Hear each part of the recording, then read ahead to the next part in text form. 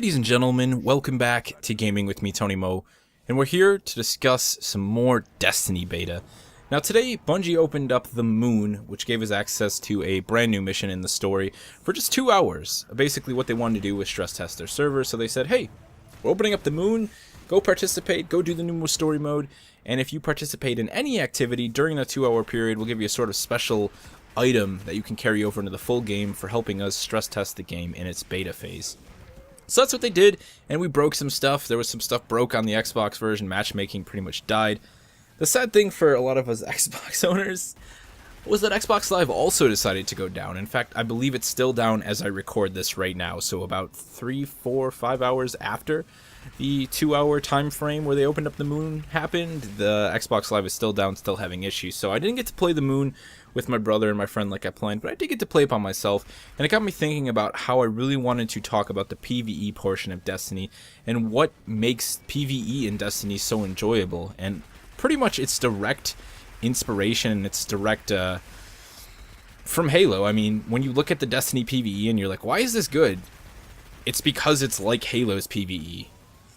I mean, there's no other way to put it. I don't want to be like, well, that's a Bungie game, so it's just like Halo, because it's not just like Halo, but there's a lot of really great design elements that have always made Halo really good. Those same elements that I talked about in the PvP, a lot of those carry over into the PvE, and they make Destiny, for me, even at its beta phase, you know, it's obvious that this is going to be one of those games that fits up there with the likes of Gears of War. Gears of War always had really enjoyable PvE. Halo, Borderlands would be another game that I say. Very few first-person shooters, or shooters, I guess we can say in the case of Gears of War, have been able to fit that bill over the last 10 years even.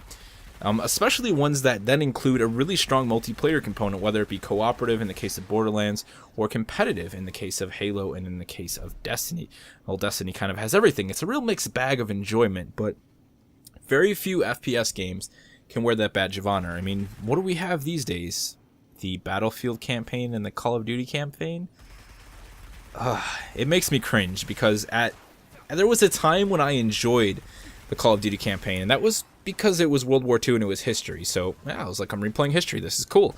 Bad Company 2, really great characters, really great story. Bad Company 1 as well.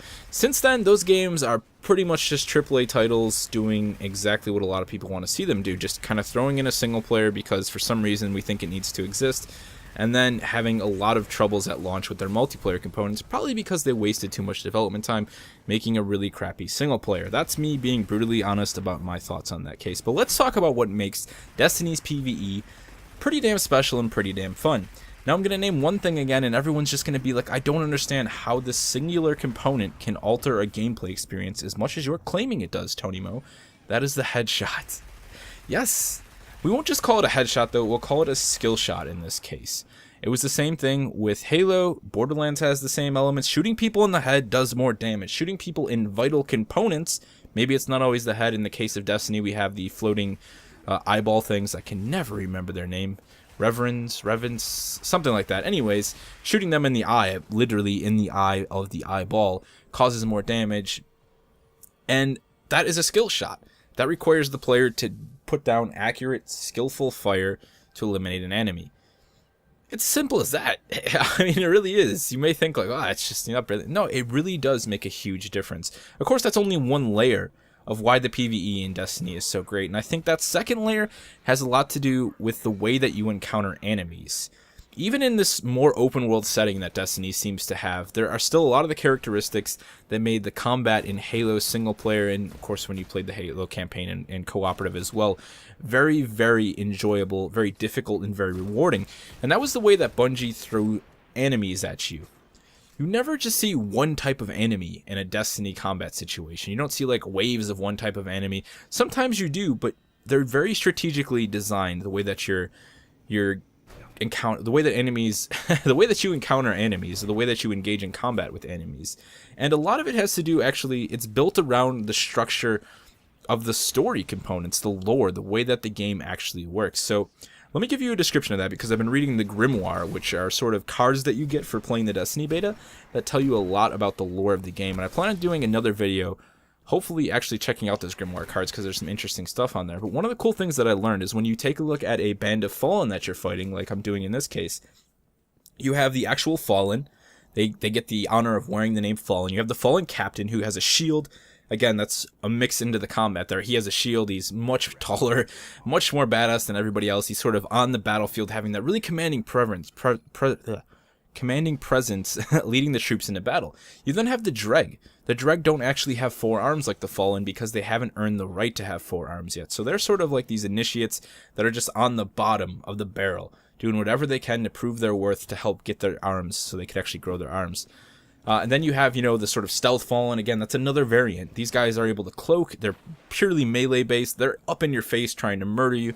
And then you have the Hive thrown into the entire mix. The Hive's over there launching like giant plasma grenades and cannons at you from like 100 feet away. And then on top of that, you have the Fallen snipers in the background. So you have all these different components into one combat situation. And they're all engaging the player at the same time. It's then up to the player and their friends in this case to actually sit down, actually not to sit down, to quickly on the fly adapt to that situation and say, okay, who do we need to take out first? We have, there's freaking Thrall rushing us. What is going on here? We have to break all of this down. And that is what makes every combat encounter, it's breathtaking. You're not stopping in combat inside of Destiny. Once it starts, you're going. And you better think quick, you better remember to breathe, and you better figure out what the hell you have to do to stay alive, especially on the harder difficulties. The game is not easy by any means, even on the normal difficulty. Now, you could actually go back and play something when you're 10 levels ahead, and that would just probably not be any fun at all. But playing the game on the normal to hard difficulties, there's always a challenge present. And a lot of that helps to do with your skill level. It really scales well the game in terms of personal skill level. So someone who's really not that twitch, who's not that, quick on the trigger or the aiming in this case, can't really snap to a head and, take someone's head off or get those headshot on target, can play the game on normal and still have a really great challenge. Someone like myself and my brother who've been playing FPS for a very long time, we're going to play on the harder difficulty. We're going to take that extra challenge. We're going to hunker down and we're going to strategize and we're going to do what we can to come out successful at the end of the battle. That, at the end of the day, in a nutshell, all of those things I just said, they seem so simple, right? There's just not much going on there.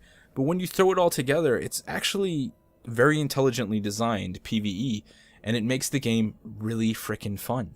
I mean, it makes it a really rewarding experience. And anyone who's had a chance to play Destiny, and those people who really spent the time with the Halo campaigns back in the day, will attest to that. That the combat in Halo was always really enjoyable, and that those elements really seem to carry over to the PvE here inside of Destiny, and that's very exciting for me because I've been enjoying it thoroughly. I've ran the strike missions a multitude of times because they're fun to keep playing over and over. They're not just a shooting gallery. The enemies aren't just bullet sponges. These are serious, skill-based situations that require you to use all of your skills as a individual playing an FPS, as well as all of your skills as a Titan or as a Warlock or as a Hunter in game. Your ultimate, your sort of uber power, your special grenade types, whatever else it may be. And then not to mention all of the different weapons you might be carrying. You have to figure out how all of these things function and use them to the best of your ability in combination with your friends if you're playing with multiple people, which, by the way, the difficulty scales when you play with more people. It's an awesome experience, and I'm not one to ever really want to hype things. I think I've become more aware that as someone who's on YouTube, who's trying to voice an opinion, it's very, very bad to hype things. I can help people get excited about something by explaining to them why I enjoyed, an aspect of it. And I think most of that usually carries over when you're talking about something that you haven't yet played. But having played 20 hours of the Destiny beta, I mean, honestly, if they released this right now and said that there were 6 more missions and then, the story would be over in like 8 hours or whatever, I'd be okay with that. I know that's not what they're aiming for, and that I actually would probably be disappointed because that would mean that they didn't deliver on their promises. The fact is, what I've played in the beta is enough to warrant a full release. I mean, most games are releasing stuff like this and charging $60 and calling it a day, whereas Destiny's like, this is the beta. There's a lot more coming your way. We're not going to tell you about it. Just look forward to it. So, I mean, here's to hoping that Bungie can deliver with Destiny at the end of the day. They can pull through on all the promises that they made and all the things that they've talked about. And hopefully they have a few tricks and surprises up their sleeve for the full release come September. All I can say to you guys, if you own a console, keep an eye on Destiny. Watch the coverage of the game, keep a vigilant ear to what people are saying about it. And then at the end of the day, voice your own thoughts and opinions by checking out the beta. It's available, still available right now. You can download it on any of the 4 platforms: Xbox 360, Xbox One, PS4, or PS3. You don't need a code anymore. Just go download it and check it out for yourself and see what it's all about. All of you folks over there hanging out on the PC side of things, maybe in 2 years we'll finally see Destiny come to the PC, and everyone in the gaming world will get to experience the awesomeness that Destiny has to offer.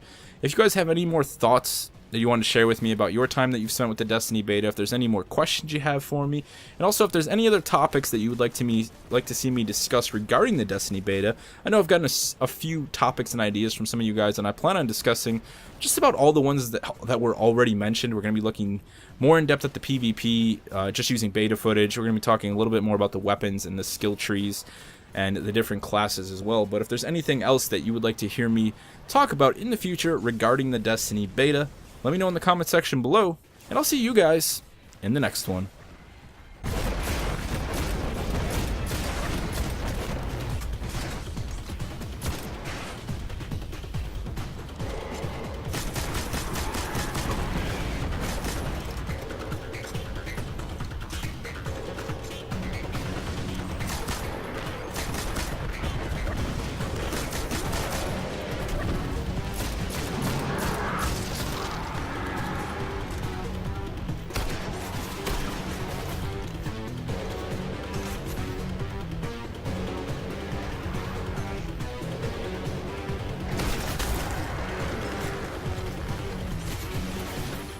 Up the dying light of a ghost. Inside.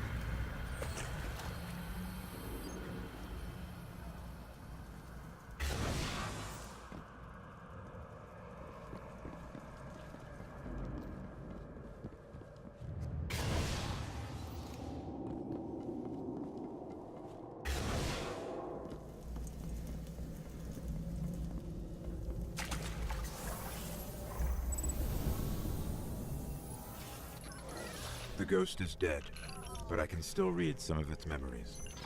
The Hive are raising an army here, preparing to invade Earth. We need to stop them.